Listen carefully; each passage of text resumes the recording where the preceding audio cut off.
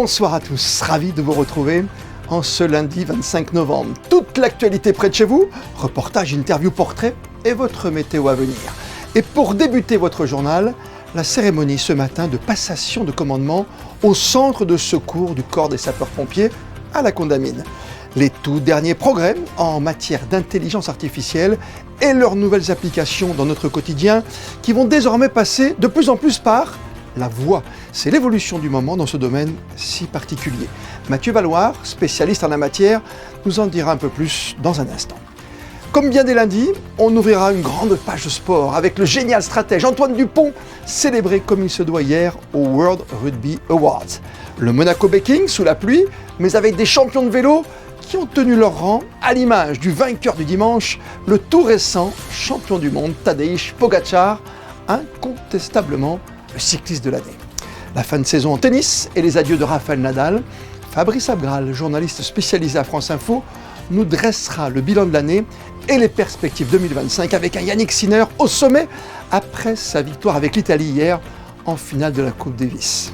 Enfin, vous retrouverez votre chronique, Ceux qui font Monaco, avec Christinda Petit-Homel, qui ce soir vous conduira devant l'entrée de l'auto-école Bonne Conduite.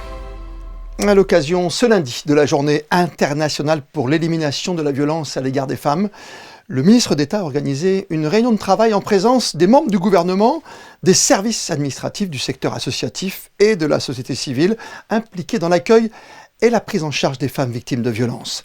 Cette réunion a donné l'occasion aujourd'hui aux acteurs de terrain et aux responsables de partager un même espace de discussion. Didier Guillaume a tenu à rappeler toute l'importance que le gouvernement princier attache à la défense des droits des femmes.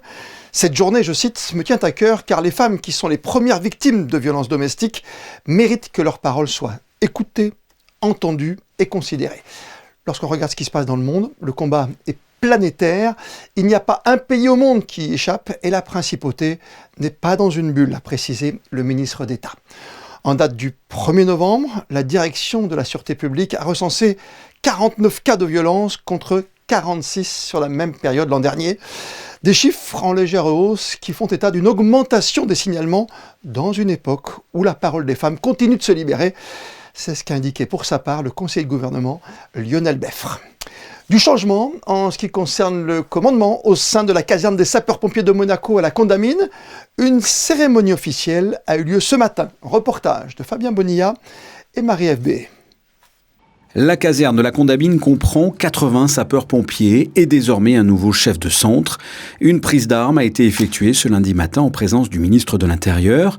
La passation de commandement s'est faite entre l'adjudant-chef Jean-Christophe Mazzotti, qui rejoint le BPCO à l'état-major, et l'adjudant Laurent Audibert, qui devient donc le nouveau chef de centre de la Condamine. Laurent Audibert a débuté sa carrière de sapeur-pompier à Monaco il y a 23 ans, en 2001. C'est une grande fierté. Comme je l'ai dit dans le discours, c'est un témoignage aussi de confiance du commandement. Qu'est-ce que vous allez faire ? Quelles seront vos missions, vos objectifs ?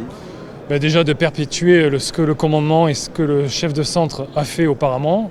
Toujours guider avec bienveillance les sapeurs-pompiers du centre, de faire leur planning, les formations et tout ça dans la bonne humeur. Lors de cette passation de commandement, 2 sapeurs-pompiers ont été félicités pour avoir empêché une personne de mettre fin à ses jours à Beausoleil en juillet dernier. Je pense au caporal Anthony Baudry. Et enfin, lors de son discours, le nouveau chef de centre de la Condamine a tenu à rendre hommage aux pompiers, aux frères d'armes disparus ces dernières années. Vous pouvez dès aujourd'hui compter sur ma loyauté et ma fidélité envers vous, envers le centre et envers l'ensemble du corps. Créés en 2001, les Rugby World Awards ont récompensé ce week-end les meilleurs joueurs et joueuses de rugby de l'année 2024. Une nouvelle fois organisée en principauté, la salle des étoiles du Sporting a accueilli hier le rugby et toutes ses stars. Entre tapis rouge, cérémonie et remise de trophées, cette 23e édition a été marquée par un nouvel exploit d'Antoine Dupont. Gaëtan Lebrun avec Thomas Deus.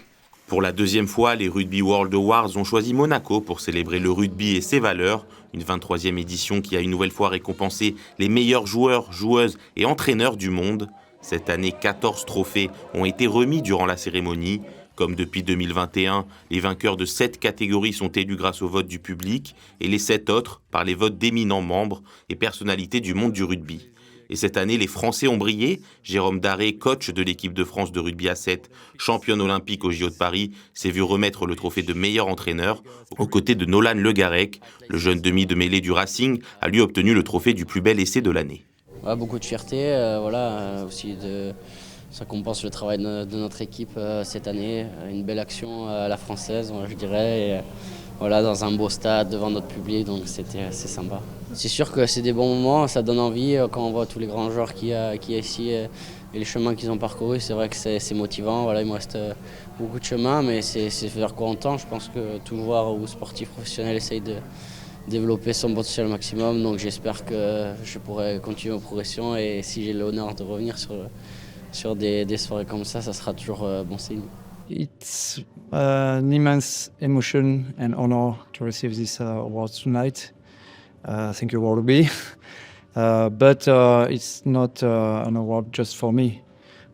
It's for entire French rugby sevens team, and they are the heart and the soul of this fantastic achievement. Très attendu hier, Antoine Dupont a lui été élu meilleur joueur de rugby à 7 de l'année, un trophée qui récompense son incroyable épopée jusqu'au titre olympique en juillet à Paris. Il devient le premier joueur de l'histoire à avoir été sacré meilleur joueur du monde de rugby à 15 et meilleur joueur du monde de rugby à 7 dans sa carrière. C'est toujours dur de réaliser la dénomination de meilleur joueur du monde, c'est très fort et malgré ça on joue dans un sport collectif.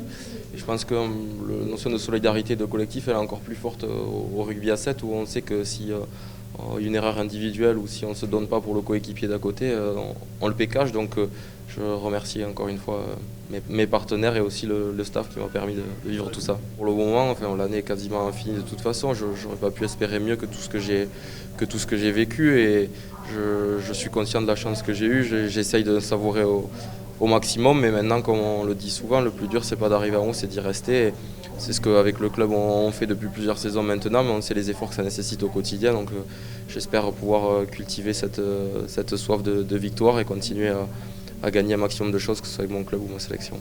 À vélo, le Baking Monaco est devenu un rendez-vous incontournable du cyclisme. Chaque année, les meilleurs coureurs de la planète se donnent rendez-vous en principauté dans le but de remporter la course bien sûr, mais aussi de promouvoir les valeurs de leur sport en soutenant des causes qui leur tiennent à cœur. Gaëtan Lebrun. La 4e édition du Baking Monaco a une nouvelle fois tenu toutes ses promesses. Malgré la pluie qui a rapidement perturbé le bon déroulé de l'événement, les meilleurs cyclistes du monde étaient bien présents ce dimanche pour cet événement prônant les valeurs et les bienfaits du cyclisme. Les coureurs ont pu prendre place au départ du Critérium aux alentours de 14h. La course initialement prévue de 45 tours d'1,3 km autour du Port Hercule a été réduite à 20 tours à cause des intempéries, ce qui n'a pas empêché au champion du monde Tadej Pogačar de s'imposer ici. Longtemps dans le peloton de tête, le Slovène a su créer l'écart sur les 2 derniers tours et remporte son premier trophée en principauté, aux côtés du Danois Mats Pedersen et de l'Américain Michael Matthews venu compléter le podium. Matteo Trentin, organisateur de l'événement, a lui battu le record du tour le plus rapide avec un temps de 1 minute 45 secondes au 11e tour. Et la belle aventure entre Monaco et le cyclisme ne va pas s'arrêter là, puisque la Principauté accueillera le départ du Tour d'Espagne, la Vuelta, en fin d'été 2026. Fin de saison pour le tennis, avec le succès en Coupe Davis de l'équipe d'Italie hier, une dernière grande compétition synonyme également de retraite pour une des légendes de la petite balle jaune, l'iconique Rafael Nadal et ses 22 titres en Grand Chelem. Bilan de l'année ce soir avec le spécialiste tennis chez nos confrères de France Info, Fabrice Sabgral. Bonsoir à vous Fabrice. Bonsoir Christophe, bonsoir à tous. Ravi de vous retrouver, vous venez de terminer la saison de tennis, vous étiez sur place à Malaga pour les adieux de Rafael Nadal et le sacre de l'Italie. Il y a eu les filles et cette fois c'était les garçons. En effet, avec Yannick Sinner, en effet, qui a largement contribué à la victoire de l'Italie, la deuxième d'affilée, le back-to-back de l'Italie. En effet, Yannick Sinner qui termine une saison en apothéose, 8 titres remportés cette année. C'est vraiment très impressionnant. Donc 2 grands chelems plus le Masters. Il a remporté 29 de ses 30 derniers matchs. Yannick Sinner, c'est l'homme de l'année et il finit numéro 1 mondial en toute logique évidemment. Et il apporte à l'Italie la Coupe Davis, la deuxième deuxième d'affilée. Et pourtant, sur cette Coupe Davis, dernier acte de l'année, tous les yeux étaient braqués, tous les objectifs sur Rafael Nadal. Hein. Ouais, sur Rafael Nadal, on savait que c'était sa dernière compétition. On ne pensait pas que ça allait se terminer si tôt, en quart de finale, battu par les Pays-Bas. Et en plus, après, derrière, il y a eu la cérémonie qui a été un petit peu ratée, un petit peu gâchée, hein, il faut bien le reconnaître. Elle a été faite un petit peu dans la précipitation parce que c'était pas du tout ce qui était prévu. Il manquait beaucoup de monde, il y avait beaucoup de personnalités qui étaient prévues pour les adieux de Rafael Nadal. On attendait le roi d'Espagne, on attendait Djokovic, on attendait Federer, on attendait Zinedine Zidane, on attendait Ronaldo. Mais ils avaient tous prévu de venir le week-end, à partir du vendredi, à partir des demi-finales.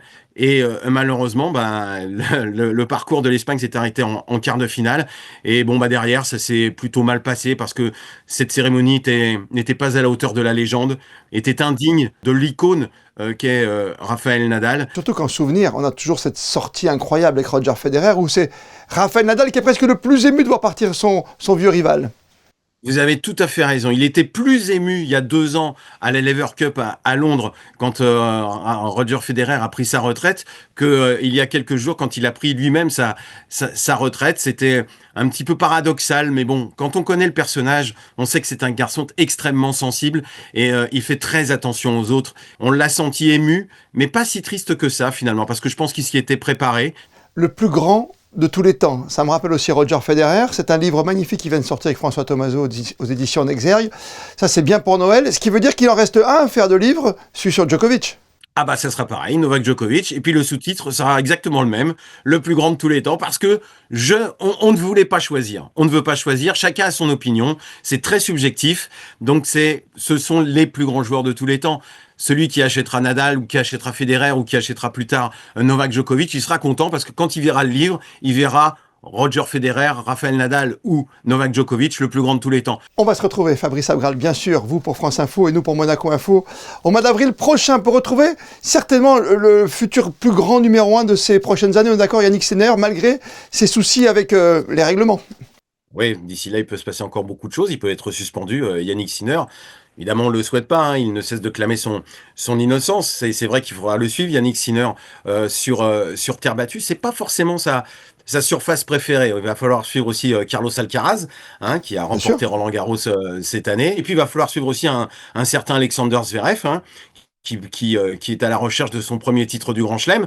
Pourquoi pas à Roland-Garros, hein, puisqu'il a fait finale cette année, avant d'être battu par Carlos Alcaraz, et il vise un premier titre du Grand Chelem, et pourquoi pas à Roland-Garros, et ça serait une belle rampe de lancement, Monte-Carlo pour Alexander Zverev. Donc voilà, oui, trois joueurs qu'il va falloir suivre sur terre battue à partir du tournoi de Monte-Carlo, évidemment, et puis bon, pourquoi pas des Français, hein, avec Arthur Fils notamment. Qui sait? On ne sait jamais. On ne sait jamais. Oh là là, Yannick Noah, ça remonte, un dernier vainqueur de Roland-Garros. Merci beaucoup. Bonne soirée. Et n'oubliez pas, dès la fin de votre journal, on va parler ballon rond. Monaco, toujours bon dauphin du Paris Saint-Germain en Ligue 1. Et puis prêt à recevoir en Ligue des Champions mercredi le Benfica Lisbonne avant, dimanche prochain, de se rendre à Marseille. C'est au sommaire, bien sûr, ce soir des experts du foot avec Laurent Banide. Dernier reportage ce soir de notre série consacrée à la Semaine européenne de réduction des déchets. Les élèves de 6e du FANB sont venus présenter leur livre, une œuvre collégiale, coécrite avec le chef étoilé Marcel Ravin. À l'intérieur, pas moins de 30 recettes créées par les enfants. Le chef en a rajouté 4, toujours, avec comme idée force d'éviter tout gaspillage. Marie Bonnet-Blanc. 100 recettes proposées, seulement 30 retenues, testées et approuvées derrière les fourneaux des élèves avec une seule volonté, lutter contre le gaspillage alimentaire. Je suis fière parce que ça va aider les gens à faire moins de gaspillage et quand on se rend compte de tout le gaspillage qui est fait et le nombre de recettes qu'on peut en tirer, par exemple des épluchures de légumes, la moitié de ces recettes sont avec des épluchures de légumes, les carcasses et tout ça, et ça c'est alarmant de voir à quel point on gaspille.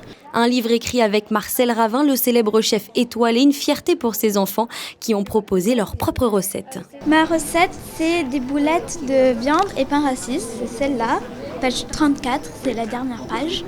Et en fait, on a expliqué comment faire des boulettes avec du pain et du riz et du fromage.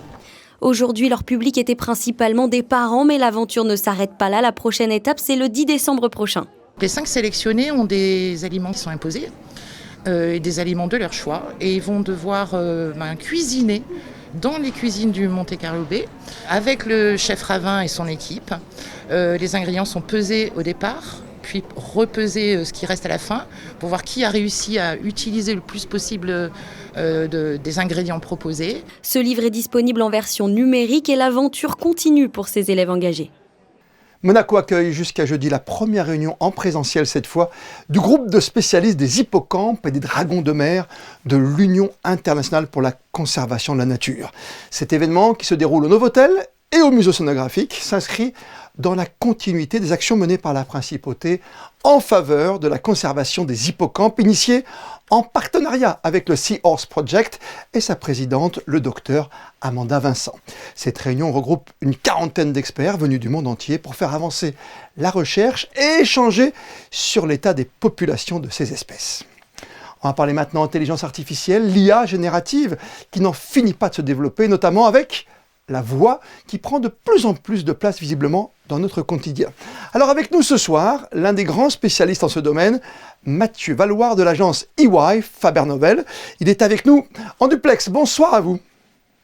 Bonsoir Christophe. On va donc parler de cette révolution qui est déjà en marche depuis longtemps, mais visiblement on travaille beaucoup plus sur la voix que l'image en ce moment. Même ceux qui ont des petits téléphones portables commencent à se poser pas mal de questions. La voix va donc pouvoir englober toutes sortes de données et toutes sortes de fonctions désormais. La voix aujourd'hui tend à révolutionner ce qu'on appelle l'interface homme-machine, la manière finalement dont l'humain va utiliser un ordinateur, un téléphone, une voiture, une caméra, des lunettes par exemple, et tend finalement à permettre à l'homme de faire beaucoup plus de choses qu'auparavant. L'homme reste au cœur du projet, même avec l'intelligence artificielle. Ça veut dire qu'aujourd'hui, on peut encore faire plus qu'Alexa ou à OK Google ? Les usages évoluent. Alexa, en l'occurrence, est en train de proposer une nouvelle version, une version un petit peu optimisée, améliorée, augmentée de sa solution numérique qui devrait être proposée assez rapidement au grand public. Donc effectivement, on va pouvoir faire plus, on va pouvoir faire mieux. Aujourd'hui, Alexa permet de faire des usages assez simples. On peut aussi parler, par exemple, de Google et de son OK Google. Demain, il faut imaginer une intelligence artificielle ou une voix qui serait capable d'exploiter toute la connaissance d'Internet pour répondre à des questions particulières, soit des questions qu'on peut se poser, ou de conduire des actions comme allumer la lumière, changer la climatisation, ou à l'inverse, par exemple, dans le cadre de la médecine ou de certaines autres applications, d'aider un médecin sur du compte-rendu ou sur de la rédaction, par exemple, d'emails ou de courrier. C'est du temps de gagner. Vous parlez du côté médical, c'est sûr qu'un rapport avec quelqu'un qui vous dit « Oui, alors aujourd'hui j'ai consulté machin », ça ira beaucoup plus vite en traduction, comme un texte d'ailleurs à traduire dans notre langue, mais également pour la maison, cette maison connectée dont beaucoup de monde rêve ou pas, mais qui nous fait gagner pas mal d'argent aussi. La voix aujourd'hui permet de transmettre beaucoup plus d'informations que ce qu'on est capable de le faire par écrit. Ça permet aussi finalement à ces entités, à ces entreprises de capter aussi des éléments. Il est plus facile de vous parler à vous là maintenant que de rédiger, mais ça nécessite aussi de réfléchir à ce qu'on va dire. Mathieu Valloire, il y a quand même un petit souci. Moi, j'aime bien l'emploi de la voix, moi qui étais un homme de radio, de télévision. En radio, on sait qu'on fait passer des messages différents puisqu'on n'a pas l'image, donc on décrit. Et puis on a une intonation. Quand on veut donner un ordre, répondez à ma question ou j'aimerais bien que vous puissiez répondre à ma question. Et c'est complètement différent. Comment ça va se passer pour que l'intelligence artificielle comprenne que finalement on a besoin d'aide et que ce ne soit pas uniquement un ordre ? Alors, elle a la possibilité, au travers de différentes technologies, de comprendre petit à petit et de déceler des petites modifications d'intonation. Aujourd'hui, on n'en est pas là. Aujourd'hui, on se concentre majoritairement sur la compréhension d'un contexte. Là, par exemple, quand on échange ici, elle aurait la capacité de comprendre ce qu'on se raconte, de comprendre le contexte autour duquel nous sommes en train d'échanger, et finalement de nous suggérer et de nous transmettre des réponses. ChatGPT, pour les nommer par exemple, ont sorti dans leur dernière version qui est accessible au grand public la possibilité d'échanger en temps réel avec une intelligence artificielle qui a cette capacité en tout cas de mimer certaines émotions, de mimer entre guillemets la colère, la joie, et de comprendre aussi, malgré l'accent, que nous sommes du nord ou du sud de la France, que nous parlions un bon anglais ou un anglais un peu plus français, on va dire. ChatGPT, pour ne pas les nommer, ont la possibilité de parler 95 langues différentes et de les comprendre. Donc après, c'est plutôt sur les logiciels qui s'occupent de les transcrire, de transformer finalement la voix qu'ils entendent en texte, par exemple, ou surtout de comprendre éléments autour. Les protections de données, c'est toujours un sujet, comme les cyberattaques, on est loin d'en être sorti, il faut vraiment mettre des barrières partout. Ça, comment va-t-on faire avec l'intelligence artificielle? Parce qu'on ouvre quand même des portes assez incroyables, des portes informatiques. Alors, ce qui est intéressant, c'est que plus nous ouvrons de portes, finalement, plus les législations en place se mettent en œuvre. On a notamment l'AI Act, qui est mise en place dans le but de protéger le consommateur, de protéger finalement les données qui transitent. Aujourd'hui, typiquement, quand on échange par la voix, on peut transmettre beaucoup plus de données qu'on aurait envie que si on utilisait par exemple un texte ou un clavier. Donc finalement, les régulations sont en train d'être créées. Nous, chez EY, par exemple, nous travaillons beaucoup auprès des entreprises sur la gestion des risques, bien comprendre quelles sont les données qui transitent au travers de ces solutions d'IA génératives. Comment finalement ces données vont être envoyées, vers où, quelles sont les législations qui sont en place, comment on les protège. Et surtout et avant tout, comment on évite ce qu'on appelle le shadow AI, c'est-à-dire le fait que des salariés utilisent une intelligence artificielle au sein de l'entreprise qui va, dans certains cas, favoriser le fait que des données soient envoyées sur d'autres serveurs ou soient rendues disponibles publiquement. Merci d'avoir répondu à toutes ces questions en tout cas, et on a bien noté que la révolution peut être aujourd'hui informatique, électronique, dans un nouveau monde, que ce soit en voiture, lunettes connectées ou autres, passera par la voix. Merci mille fois d'avoir été notre invité ce soir. Merci beaucoup Christophe, bonne soirée. À la Villa Camélia hier à Cap d'Aille, une journée dédiée aux illustrateurs. Entre dédicaces, conférences et dessins, le musée s'est laissé porter par les crayons et les feutres des artistes Marie Bonnet-Blanc avec Arnaud Humbert. Ici, les collections d'archives sont restées accrochées au mur pendant que les projecteurs étaient tournés sur les illustrateurs toute la journée. On a voulu donner la part belle aux illustrateurs. Les illustrateurs, c'est un magnifique métier. Il y a quelque chose de très spontané, de très populaire, de très universel. Tout le monde a envie de voir quelqu'un dessiner, voir jaillir un dessin sous ses yeux. L'occasion de se montrer pour ces artistes, sortir de leur atelier et mettre en avant leur talent. Aujourd'hui, j'ai amené, au-delà des livres de coloriage aux éditions Giletta, j'ai amené les cartes postales, les dernières cartes postales que j'ai réalisées pour la Villa Prussier de Rothschild, des cartes postales sur Nice avec des éléments emblématiques d'architecture et de patrimoine. Une fois la visite terminée, les sourires se lisent sur les visages et même au moment où il faut passer en caisse. C'était parfait, vraiment on est ravis d'avoir fait des connaissances comme ça d'illustrateurs, mais aussi d'en avoir rencontré qu'on suit sur Instagram. Et ça a été une belle rencontre, vraiment, en particulier avec Virginie Broquet. Alors, on a acheté un livre justement de Virginie Broquet. Oui. Voilà, on a eu la chance qu'elle nous dessine en live. En plus, voilà, oui. Chacune. Donc c'est vraiment un beau souvenir et effectivement, c'était très agréable comme moment. Au printemps prochain, la Villa Les Camélias vous donne rendez-vous pour un salon du livre cette fois-ci. C'est l'heure de votre chronique « Ceux qui font Monaco » avec Christinda Petit-Homel qui nous attend pour une leçon très particulière ce soir. Bonsoir Christinda. Aujourd'hui, nous vous proposons, dans Ceux qui font Monaco, de vous faire découvrir une véritable petite pépite, principalement pour vous, les jeunes, qui voulez passer votre permis de conduire. Monaco Bonne Conduite, situé au 7 rue Princesse Florestine, vous accueille ici dans une ambiance jeune et dynamique. Et vous allez le voir, ils vont vous apprendre à conduire, certes sur la route, mais pas que.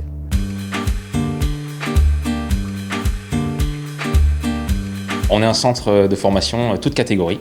On propose du permis 50 cm3 jusqu'au permis semi-remorque, en passant par le permis bateau. Donc voilà, on est vraiment un centre toute catégorie depuis peu, depuis que j'ai passé ma formation pour être enseignant du groupe lourd.